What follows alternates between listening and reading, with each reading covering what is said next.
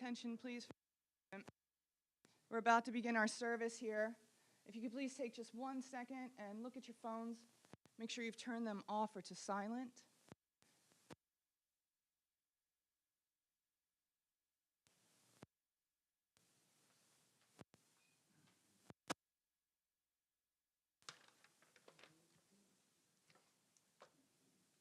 Good afternoon. Good afternoon.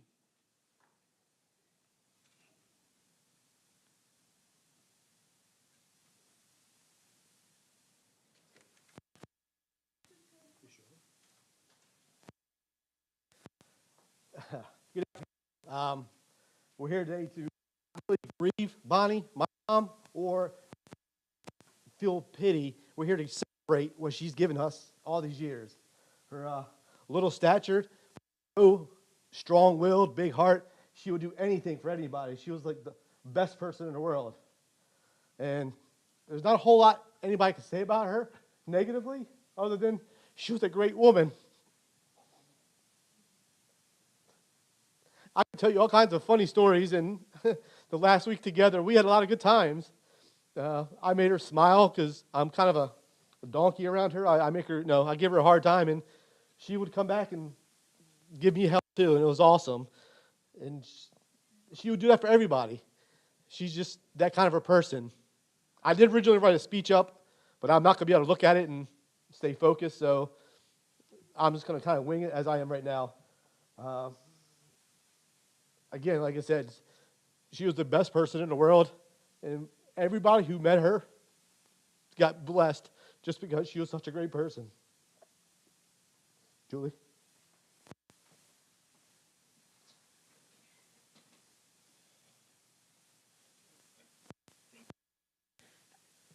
Today, who impacted so many people. My nanny. When she was in the hospital, she told me, Julie, I don't know how I'm going to live without you. I'll miss you so much. But the hard truth is, I have no idea how I'm supposed to live without her. I was blessed to be able to spend nearly 26 amazing years on earth with my best friend, the woman who made me who I am today. She guided me, she pushed me, and she made me the woman I am today and the mother I am to my children. She was the strongest woman I've ever known. She was ready for a fight when she was first diagnosed, and she sure did put up a fight until the very end. There are a few of us here wearing yellow today, and my daughter. Yellow was not her favorite color at all. But the reason we're wearing yellow is because when I was going prom dress shopping with her, us girls, we like to try on a lot of dresses, and I happened to try on a yellow dress, and she looked at me and said, yellow is not your color, and it is ugly on you. I have never, all I could do was laugh, but I have never bought anything yellow my entire life ever since then, because it sticks in my mind.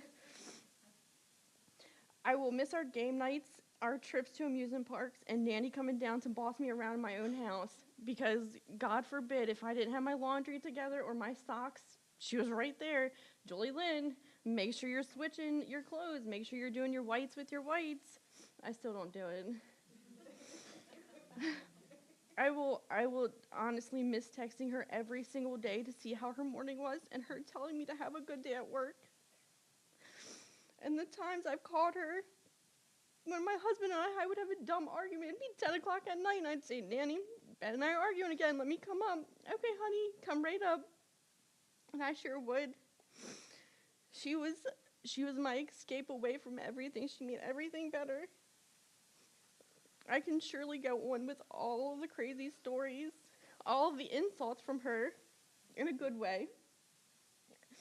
I mean, my husband and I went to see her in the hospital, and the lady had asked me and my husband if we were going to labor and delivery. I said, fortunately, no, I'm going to hospice. I told Nanny about it, and she giggled and said, yeah, you can lose a few pounds. So that's what I'm going to do. I can't tell you how many times she's mentioned my stretch marks. "What are those on your leg, Julie?" That's okay. Or the times we went to amusement parks, got on rides. I think it was the Scrambler for one. I mean, as you can see, I'm a little bit bigger than Nanny was, and they made me sit on the outside of her, and the whole way around, I'm like, oh my God, my one leg is your two legs. Like, I'm gonna squish you. I will forever cherish those memories. Words cannot describe how much she will be missed. I promise my children will hold on to the memories of her and always remember her for the strong, caring, and beautiful person that she was. And this isn't goodbye. It's I'll see you later. 'Cause I know when it's my time, she'll be right there waiting for me.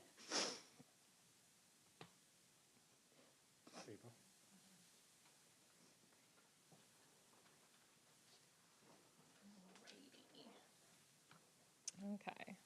Hey, what's up? For those of you who don't know me, my name is April, and I'm the niece of Bonnie Mae.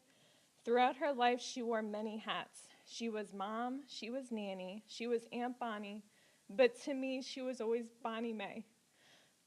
My Bonnie Mae was fearless. When it came to amusement park rides, she literally got on anything, from like swings to like roller coasters. She got on everything. And we went to Dorney Park one year, and they had this thing, you know, like the drop tires where it takes you up and then it drops you? It was this thing where you're like in a cage, and so you go up, but you don't see the tracks, and when you come down like a J, so you come down like a slide.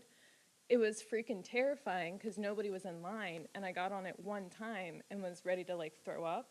Bonnie Mae got on it literally 5 times. They had to tell her to stop getting in line because you can't get on it anymore. It was off the chain. We're like, okay. Yeah, she was wild. My Bonnie Mae was funny. There are so many family stories about her doing just like ridiculous things that I don't have enough time to go into detail, but I'll give you like the Reader's Digest of a few of my favorites. So we twirled batons together, and it was always me, her, and Julie. We always did practice. And one night after practice, we were going to spend the night at her and Mr. Steve's house. And we stopped at Giant before we left. And so Julie and I, we jumped in the car first. We're like, all right, we'll get buckled in. She was outside. She finished her cigarette. And she, got in the car. And this awful smell, followed her in. We're like, what the hell? And she looked at me right in the eyes, and she goes, I farted outside, but it must have followed me in here. And then proceeded to drive like nothing happened. I was like, bro, them farts will get you every time. I was like, no. Another time, I don't remember which time it was, but we went to Dorney Park, and we all kind of did like a caravan. So she would be driving, my mom and I. And so we followed her to Wendy's. That was our thing. We always got Wendy's after. And the Wendy's that we went to, it was a one-way street. So you go in one way, you go out one way. I guess it was for traffic. And so we went to the Wendy's, and we're following her, and she turns her turn signal on. Well, it's a one-way street, and it's not the way you want to be going. It's the wrong way. So Bonnie goes, and goes right up the one way, the wrong way, turns around, and we're looking at her, and we're like, what are you doing? And she's waving in her car, laughing, and we're like, oh, maybe it was just whatever. No, she does it a second time, and we're like, what is going on? So she calls my mom. The phone comes through the car, and she goes, how the hell do you get into this Wendy's? Everything is backwards. Yeah, because you went up a one way the wrong way twice. She's a wild one. My Bonnie Mae was kind. Every summer until Julie and I were about 13, we would stay the weekends at her and Mr. Steve's. She let us go upstairs, and we turned upstairs into Barbie and Bratz paradise. Man, we played for hours up there. And she never complained about how much of a mess we made or when we made our little houses and stuff. She just left them up the whole time. And at the time, she had just gotten a Wii, and none of us had a Wii. So she was big pimpin' with Wii bowling. She had the sparkle ball and everything. She would smoke us every time. And we're like, can you let us win just one time? No, she loved we. She always made sure we had plenty of snacks, and she never told us when to go to bed. And on our last day with her, she always made us BLTs because she liked them too.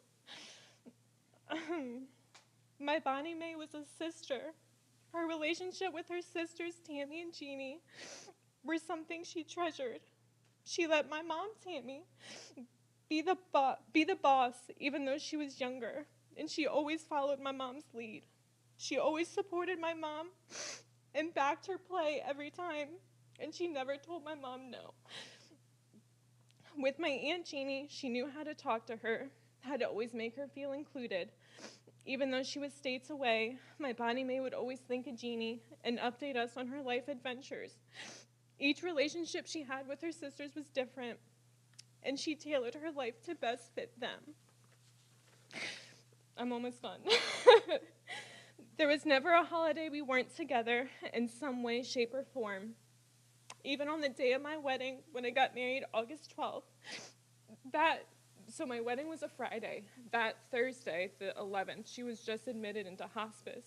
And she still FaceTimed me the day of my wedding and told me I was beautiful and that she was so sorry she couldn't be there in person, but that, she couldn't leave.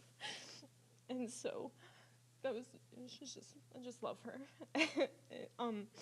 So obviously you can tell, my family, we're all obsessed with each other. And anytime we can, find a day or a holiday or whatever, we always make it a point to get together. Even, on Memorial Day or Labor Day, we'd always find something to do. And we always did everything together. But my Bonnie Mae will always be my Bonnie Mae. And I can honestly say that I'll miss her every day. Whenever I see a dragonfly, I hope it's her coming to say hello. I hope that she's happy, and I hope that she's free from the pain. And I hope she knows how much I love her.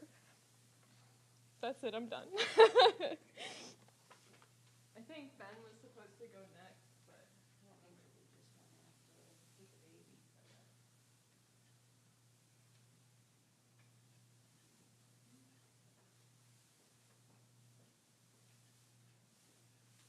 Since we've got the baby time going on, we're going to switch up our order here.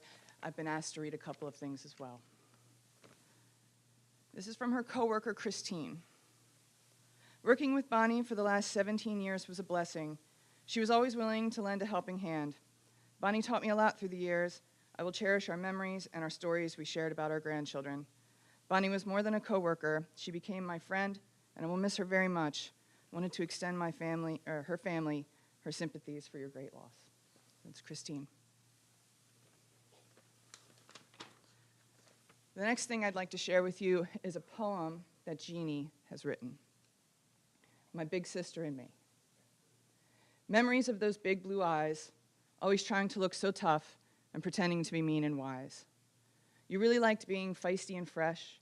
You'd sit back with a smile, laughing on the inside all the while. Whenever I would mess with you just a little, your face would change to a smirk and give a tiny giggle, and then we could no longer hold back our laughter from within. These are memories I will carry with me until I meet my end. Then we will both be together, and the laughter will begin again. All my love, big sister. And now we'll wait for Ben.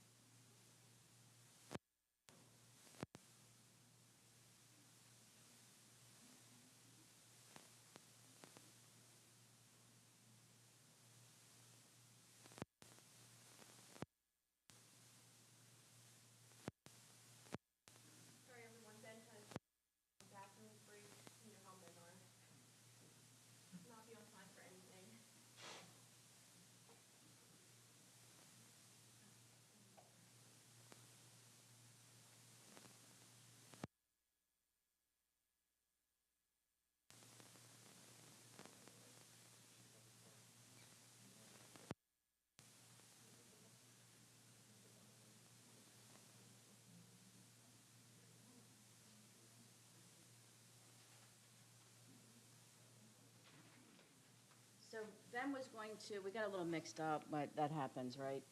So Ben was going to read the poem that Jeannie wrote, and then I got mixed up and gave it to Celia to read. So it is what it is.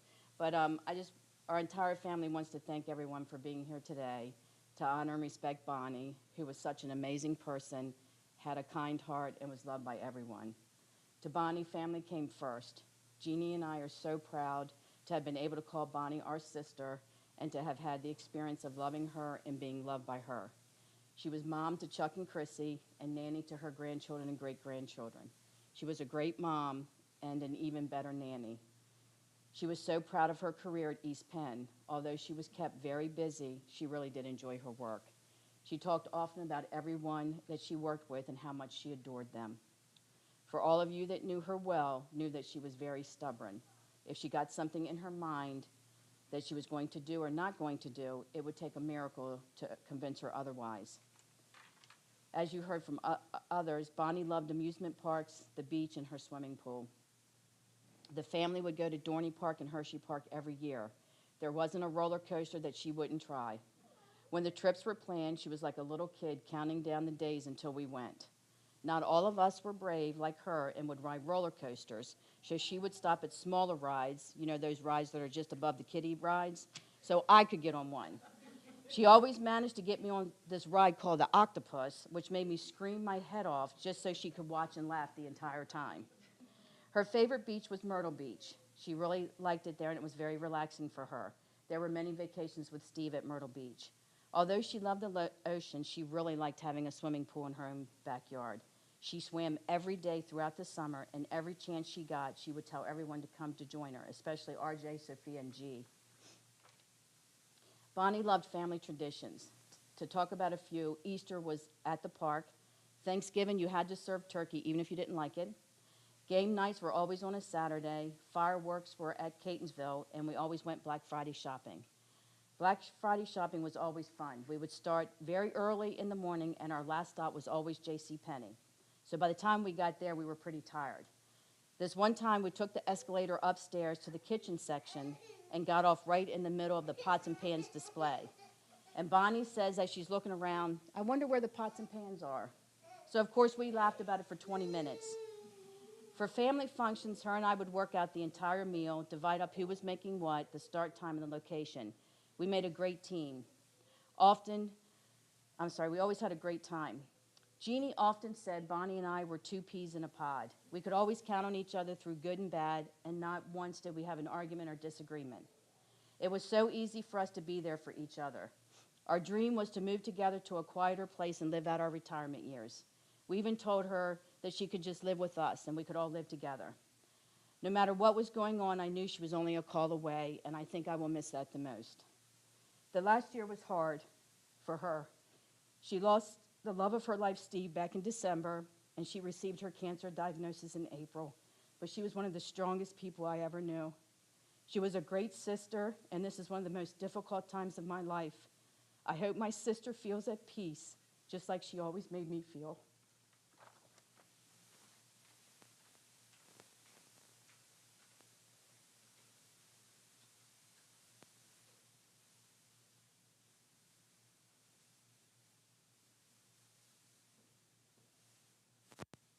So we'd like to open the floor at this time if there's anyone who'd like to share any of their thoughts or stories about Bonnie.